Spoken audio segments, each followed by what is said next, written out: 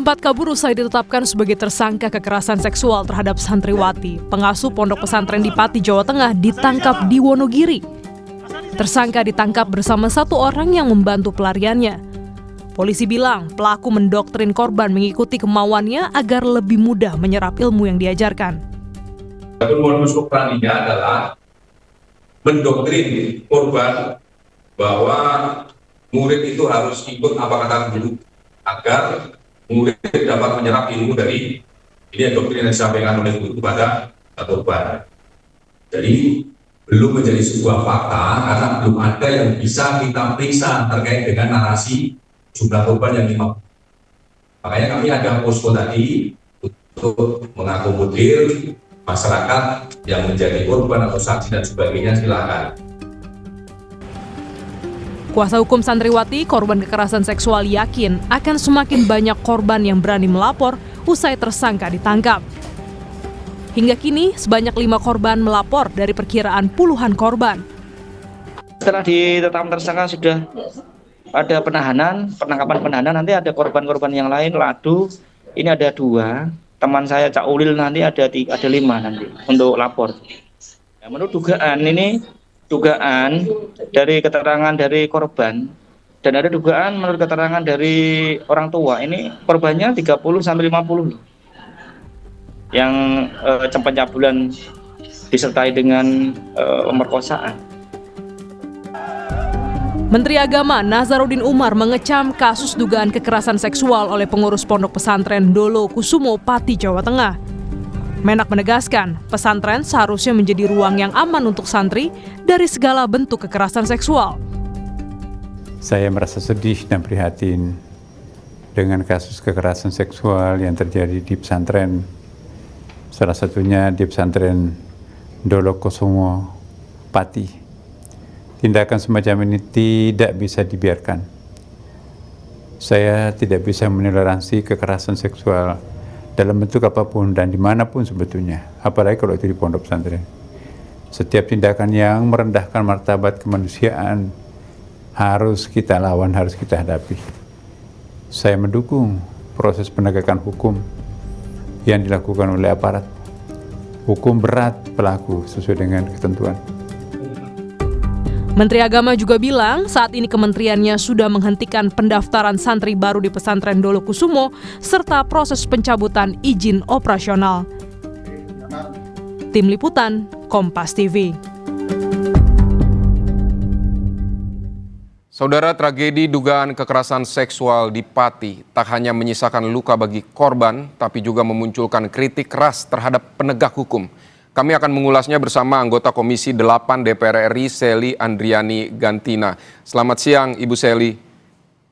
Selamat siang, Mas Vidi. Ibu Sely, terima kasih untuk waktu Anda di Kompas Siang hari ini. Ibu, bagaimana publik menilai penanganan kasus ini lambat karena dugaan kekerasan seksual ini kan terjadi sejak 2024. Menurut Anda, apa yang sebenarnya terjadi di tingkat aparat hingga korban harus menunggu lama untuk dapat keadilan? Ya. Pertama, saya menyampaikan turut prihatin dan perasaan sedih terhadap kasus yang terjadi di Pondok Pesantren Dolo Kusumo, Pati. Karena bagaimanapun juga kalau kita melihat dari apa yang pemberitaan hari ini, pelaporan ini sudah dilakukan sejak tahun 2024. Ya. Artinya aparat penegak hukum gagap terhadap pemahaman yang sudah dilakukan hari ini terhadap Undang-Undang TPKS, karena Undang-Undang TPKS ini sudah dikeluarkan sejak tahun 2022. Dan artinya mereka seharusnya sudah paham apabila ada pelaporan dan saksi dalam arti korban sudah menyampaikan pelaporan, harusnya itu ditindaklanjuti.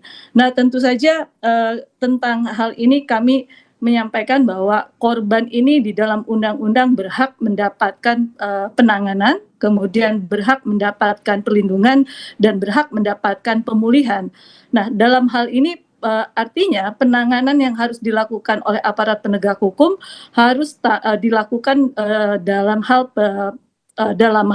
pendampingan dan penanganan yang cepat tanpa intimidasi. Dan tentu ini menjadi evaluasi kami ke depan bahwa aparat penegak hukum dalam hal ini APH, aparat kepolisian, ada apa dalam menangani kasus pondok pesantren Dolokusumo yang ternyata korban harus 2 kali melakukan pelaporan, yaitu di tahun 2025, kemudian mereka mempertanyakan dan baru ditindaklanjuti di awal Mei 2026 seperti itu. Baik Ibu, kan Anda di pemberitaan sebelumnya juga mendorong hukuman seumur hidup bagi pelaku. Ini apa yang membuat kasus ini menurut Anda sudah masuk kategori kejahatan luar biasa? Ya, pertama karena pelaku sudah menggunakan relasi kuasa, kemudian dilakukan secara berulang dan menyebabkan traumatik terhadap para korban, dan tentu saja ini juga dilakukan di lingkungan pendidikan dan keagamaan yang tentu saja harus memberikan rasa aman kepada dunia pendidikan dan keagamaan.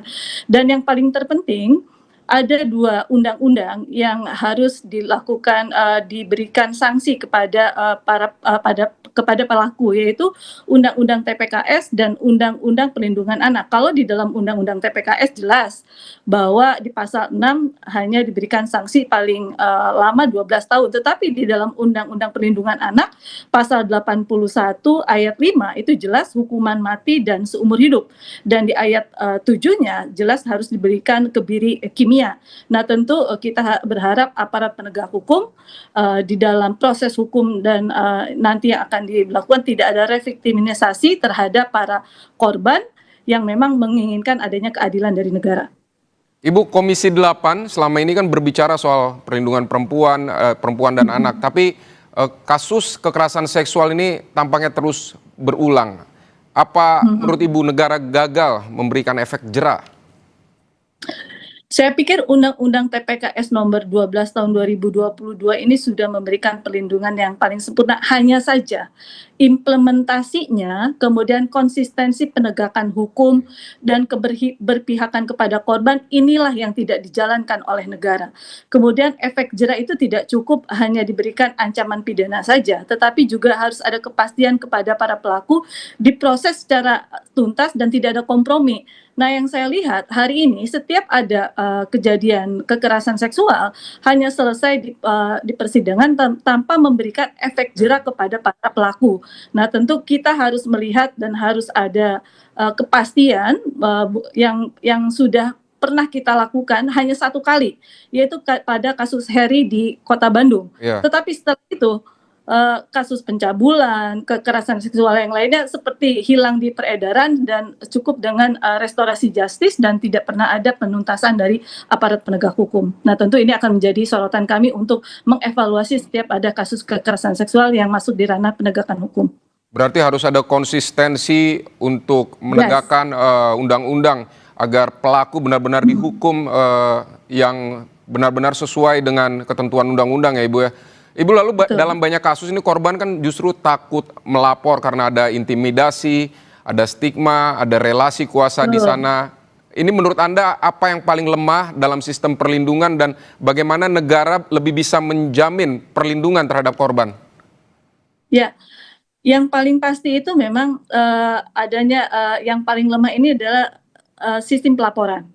Karena mungkin hari ini para korban menganggap bahwa mereka masih tidak percaya, kemudian mereka masih takut untuk diintimidasi, dan yang paling terpenting harus adanya pendampingan psikologis dan kerahasiaan identitas, sehingga saya merasa bahwa sistem yang terpadu inilah yang harus segera diperbaiki oleh pemerintah dalam rangka menjaga kerahasiaan korban, kemudian para saksi dan keluarga korban. Dan hari ini kalau kita melihat di media massa, kemudian di tayangan-tayangan yang lainnya, seolah-olah kerahasiaan identitas korban itu seolah menjadi vulgar, dan tentu ini menjadi traumatik juga kepada mereka untuk masa depan mereka. Nah, tentu ini menjadi bahan evaluasi kami ke depan bahwa sistem pelaporan inilah yang membuat masih adanya sistem yang lemah di pemerintahan hari ini.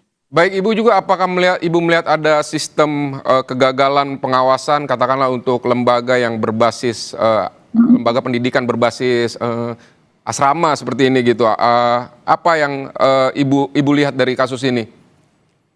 Ya, kalau saya melihat bahwa bentuk evaluasi yang dibangun hari ini adalah sinergitas antara pemerintah pusat, pemerintah daerah, dan antar kelembagaan, bukan hanya di satu institusi saja. Misalnya dunia pendidikan hanya menjadi tanggung jawab Kemendikbudrismen saja.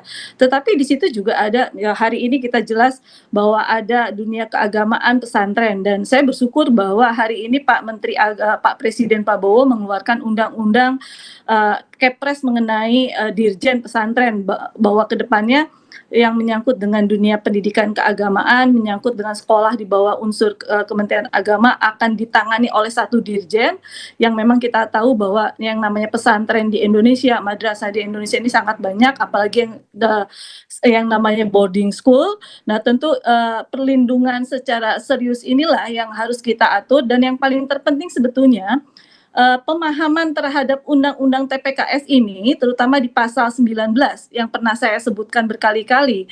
Di situ secara tegas bahwa pihak-pihak yang sengaja menghalangi, merintangi, dan menggagalkan proses penanganan perkara kekerasan seksual itu juga bisa dikenai sanksi pidana. Nah, tentu hal ini yang tidak pernah diketahui oleh publik, bahwa siapapun yang coba untuk menghalangi proses KS, kekerasan seksual, baik itu terhadap kesaksian dan segala macam, itu juga bisa dikenai sanksi hukum. Nah, tentu evaluasi dan sosialisasi tentang Undang-Undang TPKS inilah yang harus sering dilakukan, dan kita mengetahui adanya keterbatasan juga, bahwa seolah-olah institusi yang namanya Kementerian PPPA ini hanya kementerian tingkat level 3, dan di bawahnya kita tahu ada yang namanya Dinas Pemberdayaan Perempuan dan Pelindungan Anak, yang kadang statusnya hidup mati enggan, hidup pun tak mau gitu kan,